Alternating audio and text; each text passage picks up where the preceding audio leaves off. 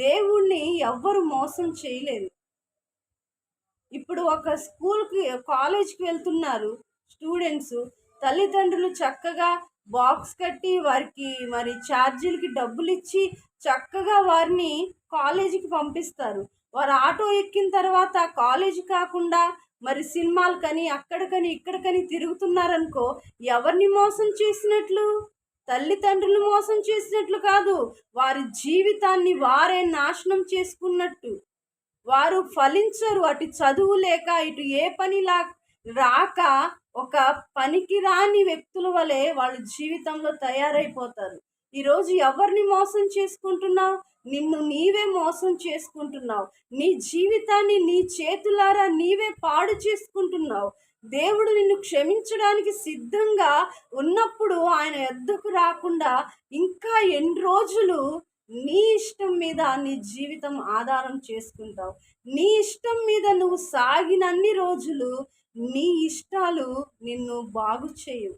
సామెతల్లో ఉంటుంది, ఒకడు తనకేర్పరచుకొనిన మార్గము ఎట్టిదైనను అది తన దృష్టికి న్యాయముగానే కనబడునంట.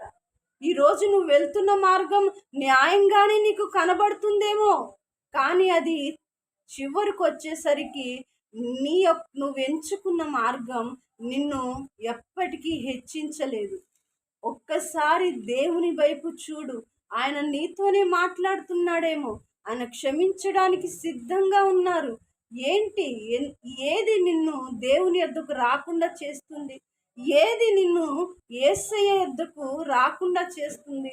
ఏది నిన్ను దేవుని సన్నిధి నుండి దూరం చేస్తుంది? ఎందుకు నువ్వు దేవుని యొద్దకు రాలేకపోతున్నావు?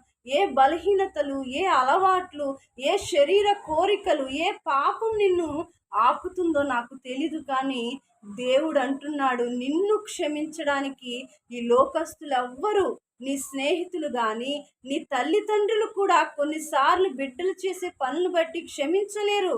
కానీ తల్లిని, తండ్రిని, స్నేహితులు, ప్రియురాలు, ప్రియుడు అందరి ప్రేమల కంటే గొప్ప ప్రేమైన యేసయ్య నిన్ను క్షమించడానికి సిద్ధంగా ఉన్నప్పుడు నువ్వెందుకు రాలేకపోతున్నావు? ఇదే యేసయ్య నీకిస్తున్న పిలుపు. ఇదే యేసయ్య నిన్ను పిలుస్తున్న పిలుపు అనుకో.